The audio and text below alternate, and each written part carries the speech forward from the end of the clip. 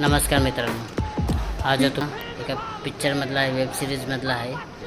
ते काल्पनिक आहे, पण जी घटना आहे जे नमस्कार मित्रांनो वास्तविक दाखवले व्हिडिओ बघितला.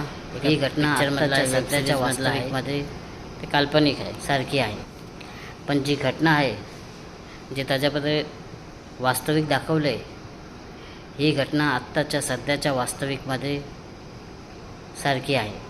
ज्या पद्धतीने आता तो खरात म्हणून नाशिकमध्ये पकडला गेला आहे. कशाबद्दल पकडला गेला? कारण त्याच्याकडे सगळे भोंदू बाबा करून त्यांनी पैसा कमवला. ठीक आहे, संपूर्ण महाराष्ट्राला माहिती आहे, भारताला माहिती आहे. खरात हा भोंदू बाबा, त्याच पद्धतीने किती भोंदूगिरी पकडले गेले.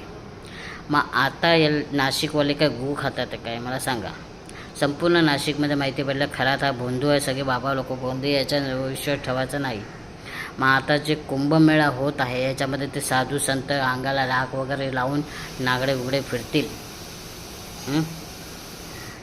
त्याच्यामुळे जादूटोणावाले पण येतील. मग ह्या गोष्टीसाठी आपलं सरकार करोडो रुपयाचे खर्च करत आहे.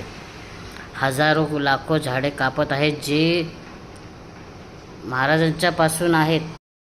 महाराजांच्यापासून असे झाडं 50-50 वर्षापूर्वी का 100-100 400 वर्षापूर्वीचे झाडं आहेत ते कापत आहेत. एकदा जे झाडं कापल्याला गेले ना तर पुन्हा झाड उगता येणार ना. 400 वर्षापूर्वीचे झाड म्हणजे विचार करा, पिढीनपिढी आपलं त्या झाडाखाली वावरले असेल, कोणी पूजा केली असेल, कोणी देव मानत असेल.